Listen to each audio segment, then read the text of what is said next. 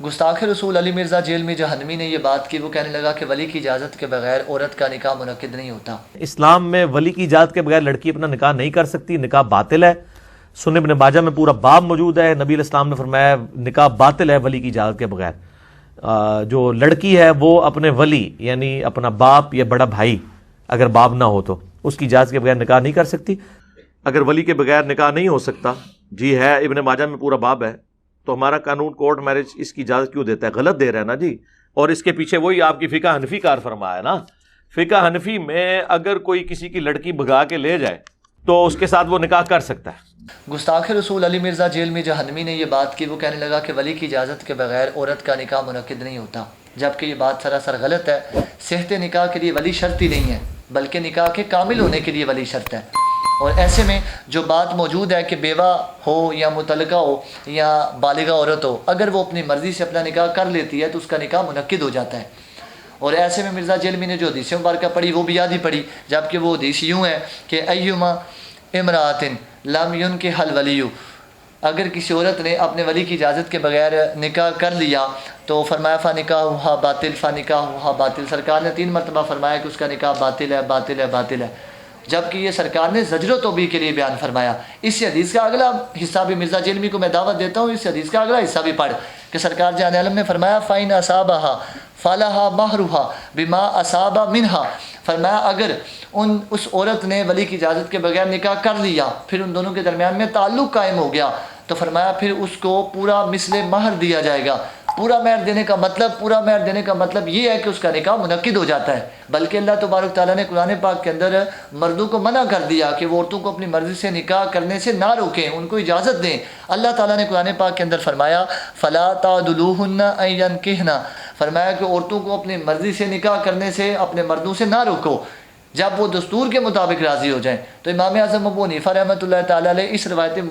آیت مبارکہ کے بارے میں فرماتے ہیں اس میں جو ہے وہ نکاح کا اسناد عورتوں کی طرف کیا گیا ہے، یعنی کہ اللہ تعالیٰ نے ان کو یہ حق دیا کہ وہ اپنا نکاح کر سکتی ہیں، اور وہ حق رکھتی ہیں زیادہ کہ وہ اپنی مرضی سے اپنے خاوند کا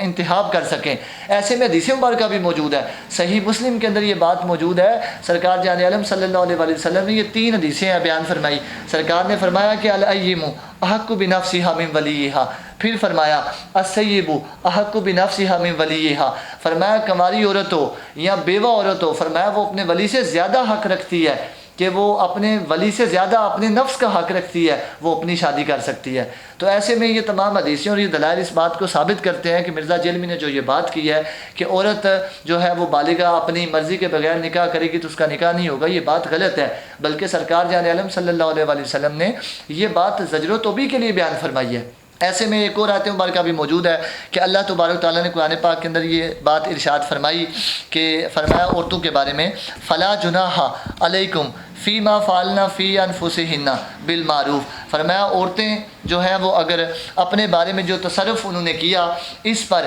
فرمایا دستور کے مطابق، فرمایا مردوں پر کوئی حرج نہیں ہے۔ اور آگے چل کے یہ بات بیان فرمائی کہ ایک اور جگہ پر فرمایا حتی تنکحا زوجا غیرہ، فرمایا اس میں امام اعظم ابو حنیفہ فرماتے ہیں کہ عورت اگر کسی دوسرے مرد سے شادی کر سکتی ہے، اس میں جو نکاح کی اضافت ہے نا وہ عورتوں کی طرف کی گئی ہے، یعنی کہ عورتوں کو یہ حق دیا ہے کہ وہ اپنی مرضی سے اپنے خاوندوں کے ساتھ نکاح کر سکتی ہیں،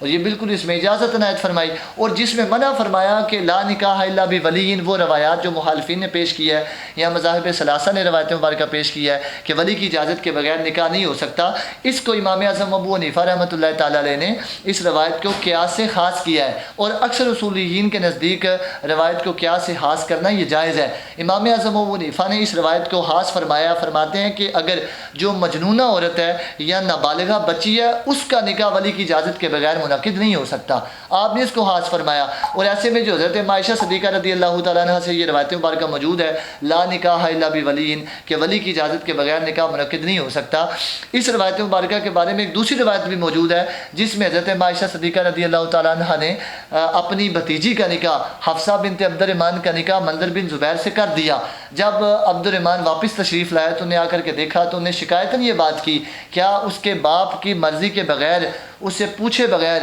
کیا اس کی بیٹی کا نکاح کسی مرد کے ساتھ یعنی کہ منظر کے ساتھ کیا جا سکتا ہے؟ تو حضرت اما عائشہ صدیقہ رضی اللہ تعالیٰ عنہ نے روایت بات کی، آپ نے یہ آگے سے جواب دیا، آپ نے فرمایا کہ تم بھی ہوتے تو منظر بن زبیر کو ناپسند نہ کرتے۔ تو ایسے میں یہ بات اس بات پر دلالت کرتی ہے کہ حضرت اما عائشہ صدیقہ رضی اللہ تعالیٰ عنہ کی جو روایت ہے لا نکاح الا بولی، کہ ولی کے بغیر نکاح منعقد نہیں ہوتا، وہ غیر صحیح ہے۔ کیوں؟ اس وجہ سے کہ جب جو راوی ہے اس کا فتویٰ روایت کے خلاف آ جائے تو پھر وہ روایت ضعیف ہو جاتی ہے۔ اسی طرح ایک دوسری بات بھی موجود ہے کہ یہ اکثر روایت جو ہے وہ زہری سے ثابت ہے کہ لا نکاح الا بولی، کہ ولی کی اجازت کے بغیر نکاح منعقد نہیں ہوتا۔ زہری اکثر اس روایات کو بیان کرنے والے ہیں۔ ایسے میں جب کہ زہری خود یہ بات روایت کرتے ہیں، آپ فرماتے ہیں کہ ولی جو ہے وہ نکاح کی صحت کے لیے شرط نہیں ہے، ولی کی اجازت اگر نہ ہو تو نکاح پھر بھی ہو جاتا ہے، منعقد ہو جاتا ہے۔ تو ایسے میں یہ تمام دلائل اس بات کو ثابت کرتے ہیں کہ ولی کی اجازت کے بغیر بالغہ عورت کا نکاح منعقد ہو جاتا ہے۔ مرزا جیلمی نے جو یہ بات کی ہے بالکل غلط ہے